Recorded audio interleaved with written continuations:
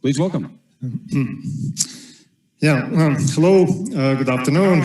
It's my pleasure to be here and to address your audience and to talk about the time we are living in. We are living in a time of disruption. We do see disruption in all the areas, in social area, political area, economical sphere. And this disruption, of course, is caused by virus pandemic. But not only by that, we do see a longer-term trend where technologies are changing the way how we do our work, how we spend our time, how we do communicate with each other and with technological devices. And we can talk about digital transformation, a global process what is affecting every areas. And as always in disruption, it creates a lot of challenges. Old patterns are not working anymore, but and you have to adapt to this new changing world. But of course, that creates also fantastic opportunities. And I would like to talk about artificial intelligence, because that's the dominating technology now that is affecting or creating new paradigm, how technology, how artificial intelligence, how approach our abilities in the fields what previously were only human sphere. And communication, of course, is that humans are very strong in, but where artificial intelligence is creating these new challenges and new opportunities. And AI have been around us already for some time. And we do have artificial intelligence, or AI in short, almost in every pocket. Almost every mobile phone now have voice assistant built in. Almost every new car is equipped with some set of sensors what manage fuel efficiency, and soon we will see self-driving cars on the street. And these cameras what are built in our phones, computers, or street surveillance are able to detect and to identify people and persons. And AI is creating different expectations, and we do see in the popular culture how movies are creating the vision that human-like robots taking control of our world globally. And that creates exaggeration of expectations. And from other side, there is a disillusionment, where when you try to apply AI and do not know how to do that, and do not see immediate results, that can create a feeling, oh no, AI is not for me, it's not ready yet, it's for somebody else. And neither of that is true, of course. And first, we have to understand actually what is AI, what we can expect of AI. And that's actually not so easy to define, because this is a vague, fluid concept.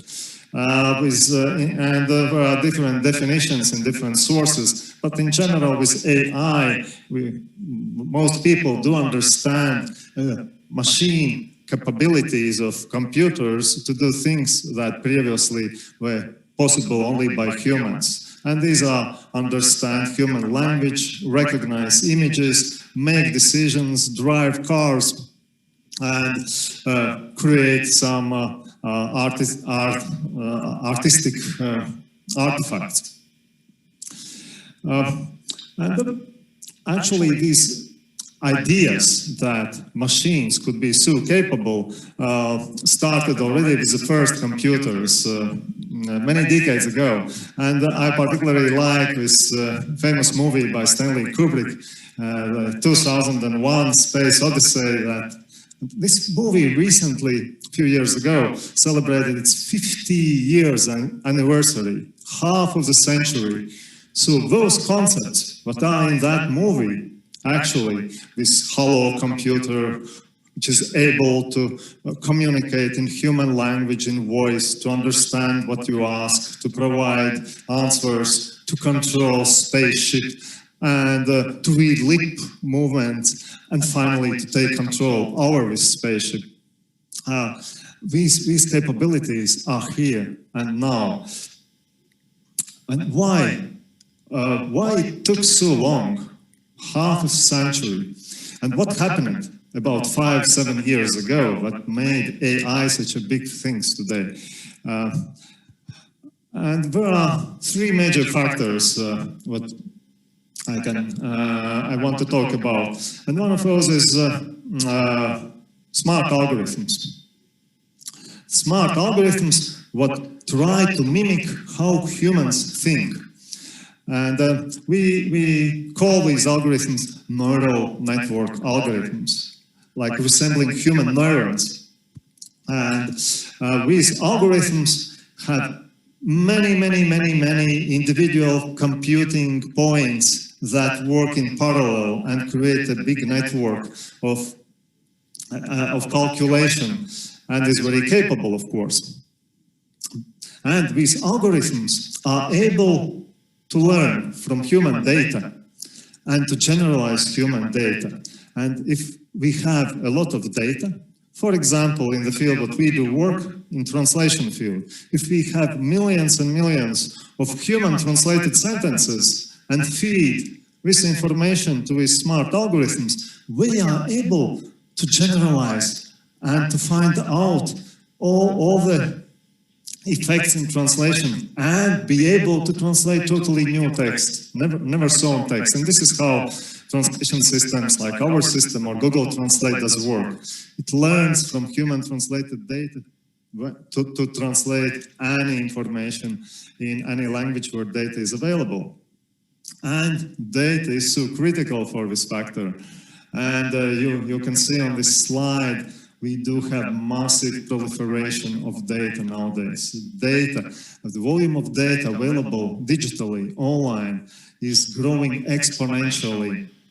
And that creates problems for humans to extract knowledge out of that data. But that is the food for neural networks, for artificial intelligence, to create this very smart know-how, their knowledge. And the third factor is all these calculations require huge computing power. And previous generation of computers were not very good to calculate all these individual calculation units. They were very slow and very expensive. And about a decade ago, some smart people, probably watching how their kids are playing computer games, thought, oh, but there are different computing devices in computer games. Those so-called graphical processors, but are able to calculate virtual reality, all these many pixels on the screen, and all these movements in real time. And we learned how to use these new graphical computer units for artificial intelligence, and that created explosion. We finally had all three components: smart algorithms, a lot of data, and powerful computing devices.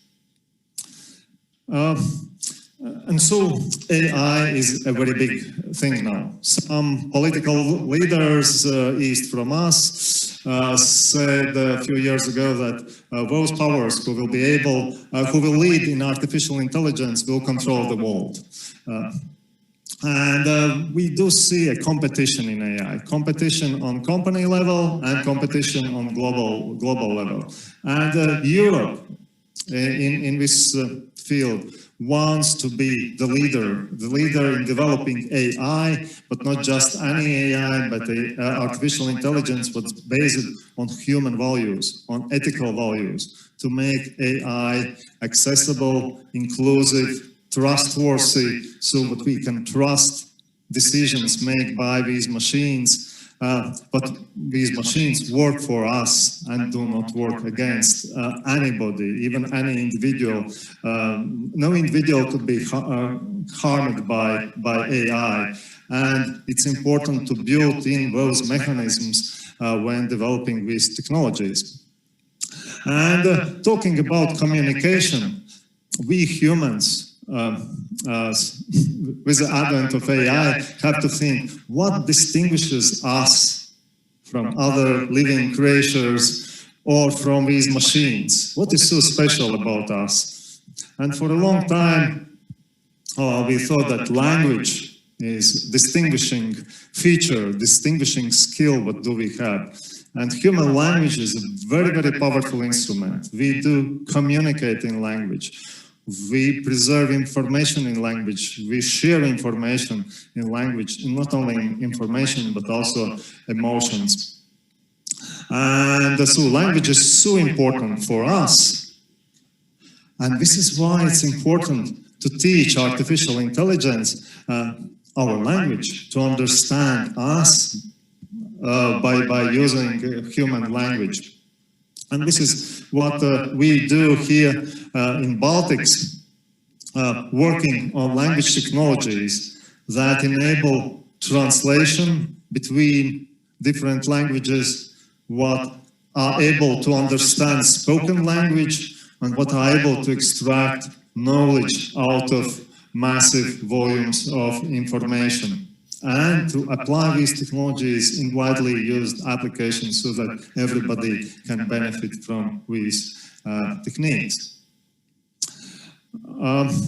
And in particular, artificial intelligence, the power of artificial intelligence is visible in crossing the language barriers. And here in Europe, our planet is very multilingual. There are about 6,500 languages spoken on globally. In Europe, there are 24 official languages of the European Union and about 80 languages widely spoken on this continent. And this is the cultural richness of Europe, its treasure, but it creates a lot of challenges. And we can see very vividly those challenges on this map. And this is not a geographical map, actually. This map is depicting languages in which social communication in Twitter are taking place.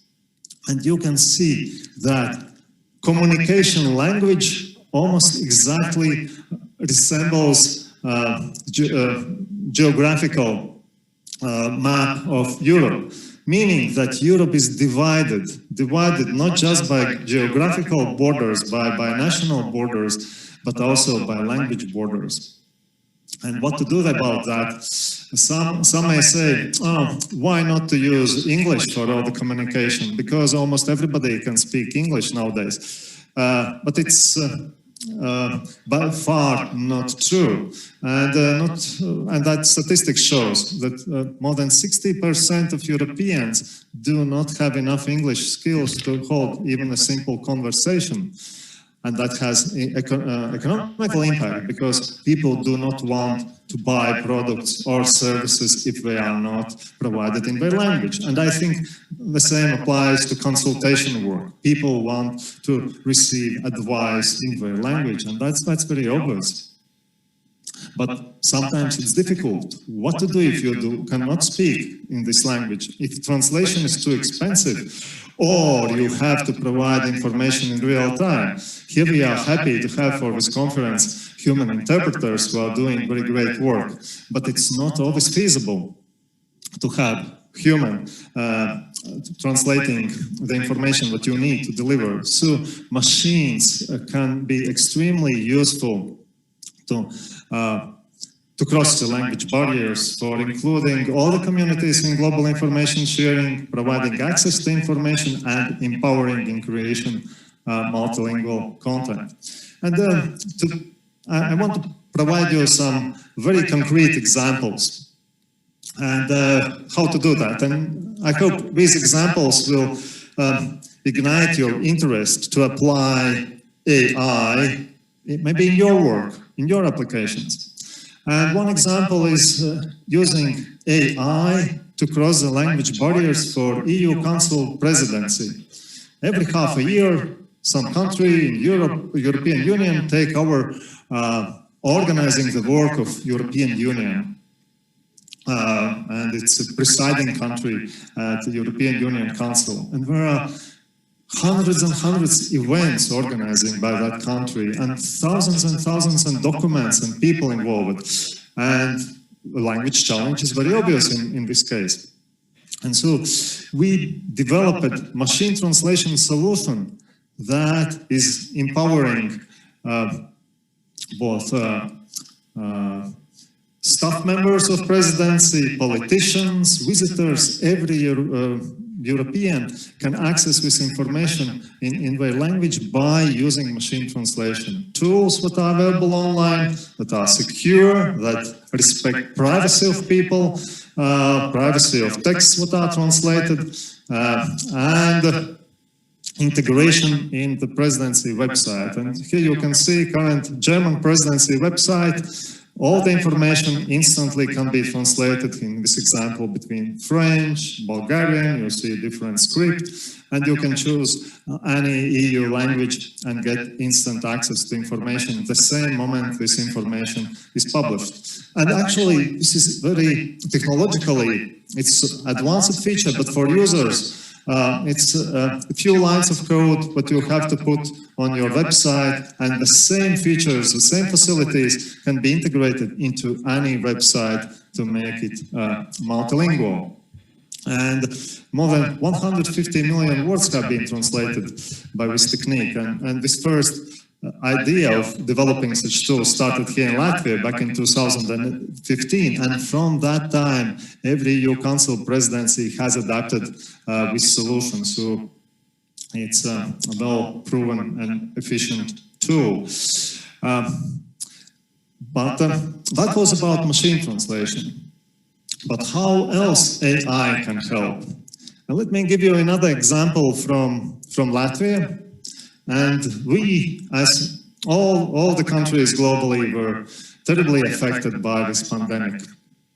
And that created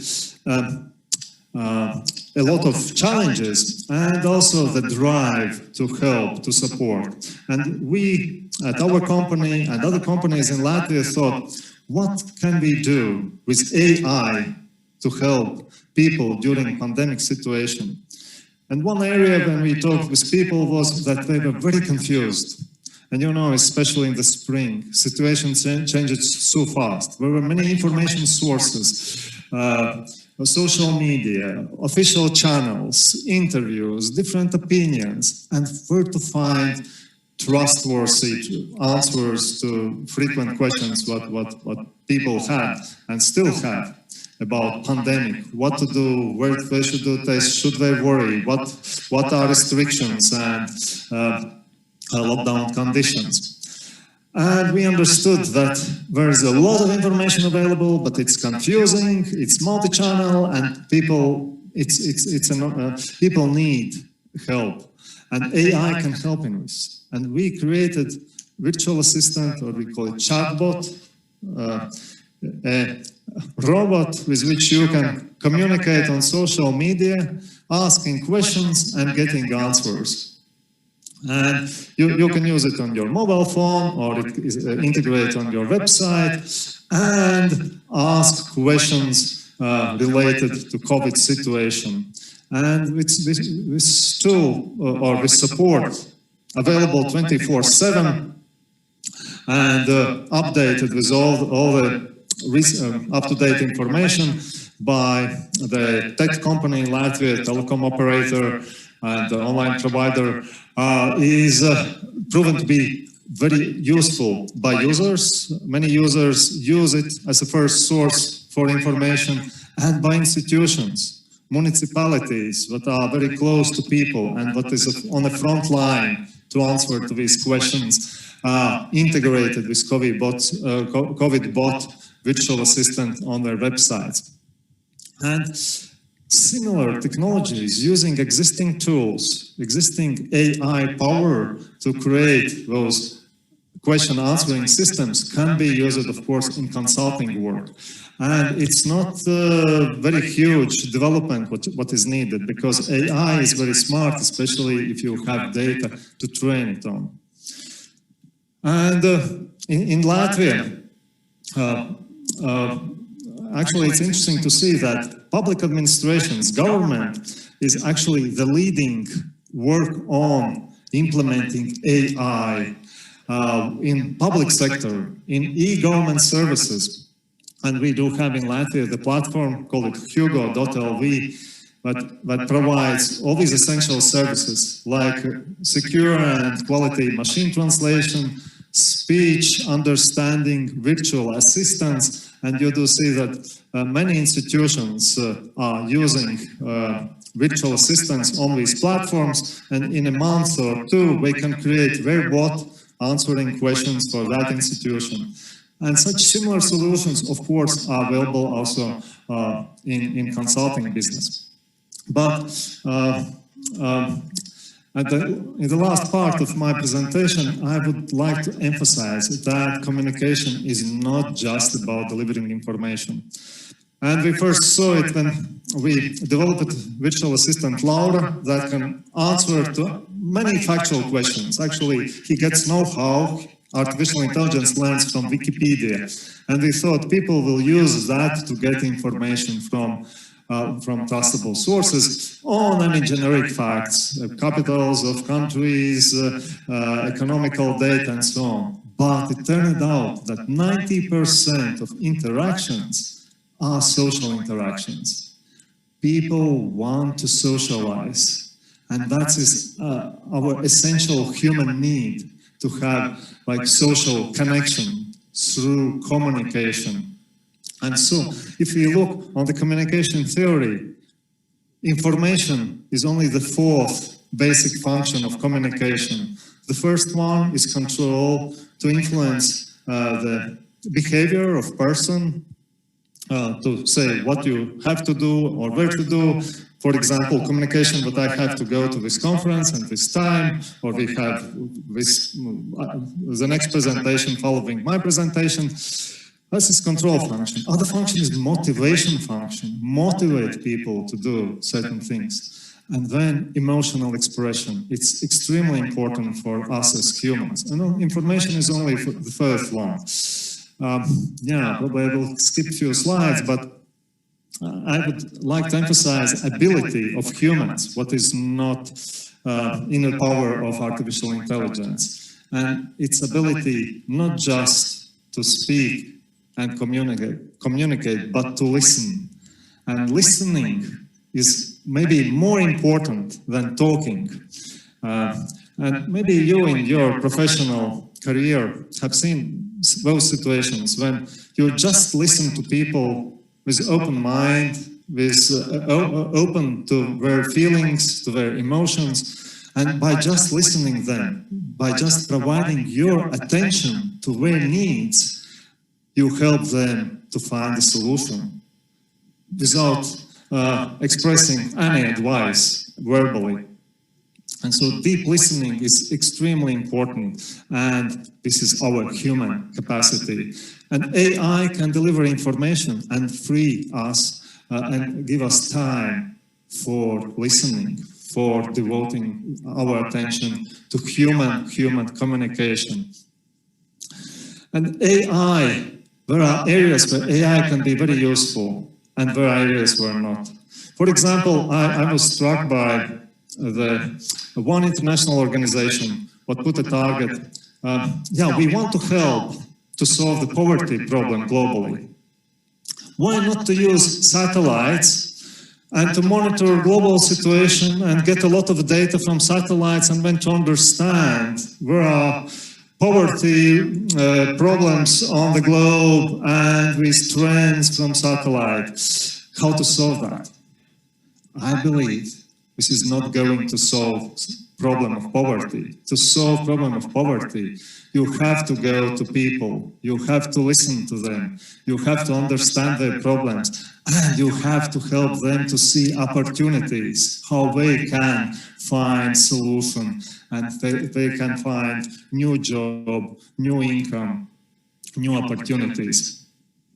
And what is very interesting also outside area of AI capabilities is that we humans, we do not speak only with our mouth, with our verbal communication, but our body is very powerful tool to express our feelings. And there are techniques, like you can see on this picture, specific techniques, how just with the body language, you can find an answers to very complex social problems. And this is, I can say that when I first participated in such exercise, a problem-solving exercise, just with imagining different people imagined their roles in different social situations and interacted just with bodies without talking.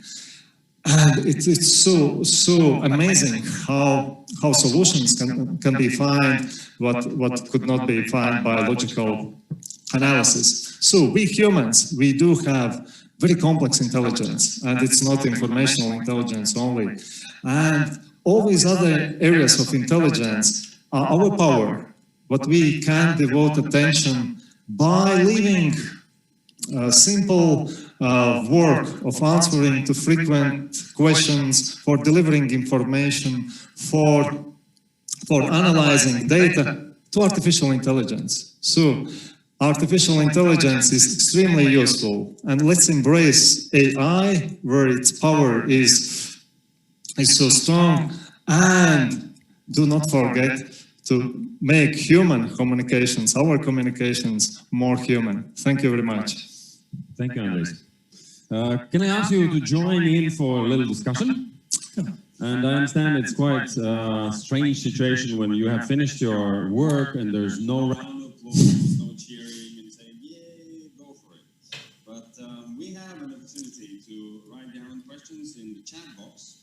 And just in case, probably for some of you, for example, there were no available language choices, just reload your Zoom, please, and find them. They should be working now.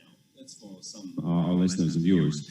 But if you want to ask questions or make comments on what you are hearing today, and later on also on discussion panel, please use the chat button and write down your questions on chat. I will receive them on my mobile device and can ask them to the speakers. But I wanted to ask you, Andres. I was listening to you very carefully and finding out things I understand, I don't understand. But do you believe there will be a time when your Laura will be listening to you as careful and then could come up with 5 decent questions on what you were talking about, which would consist also of some challenging things in those questions, not only finding answers? Yeah, funny enough, actually, those techniques are already available. There are research work on the massive informational models.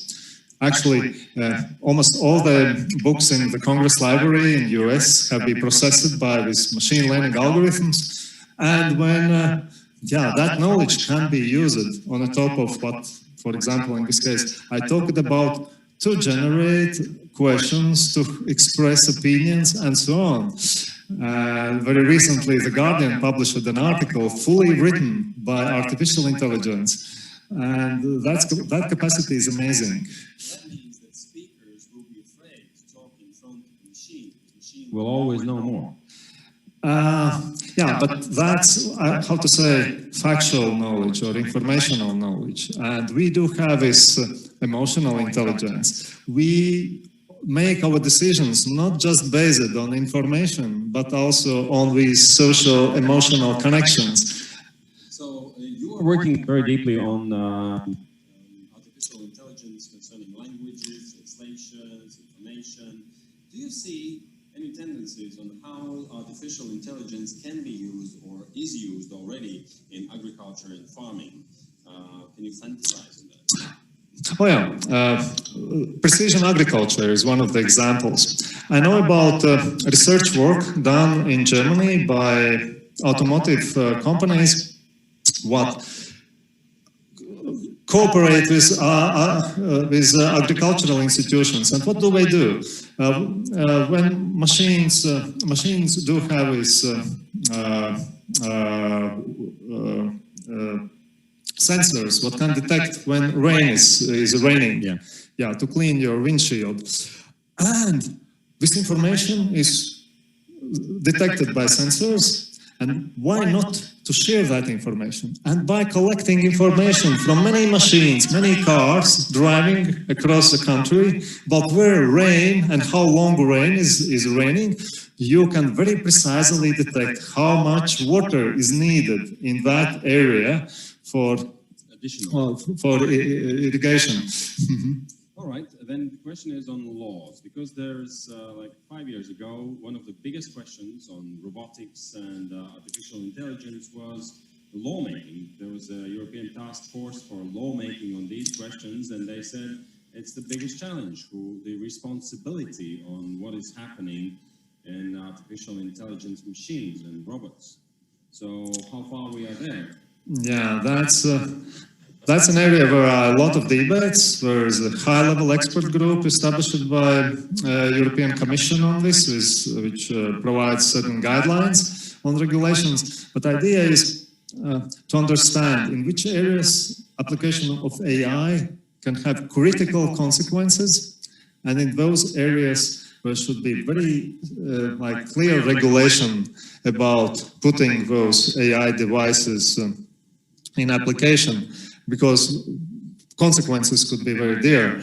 But in other areas, you have to, what are not so risky, you have to allow innovation to drive development of AI. And I believe that agriculture is an area where there is a lot of room for AI.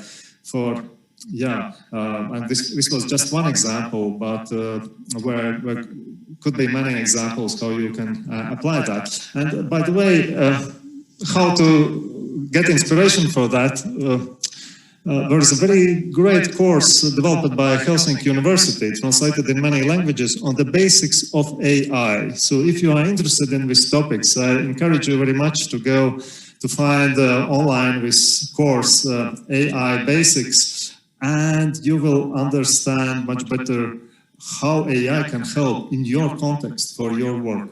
So it's like we have to go and research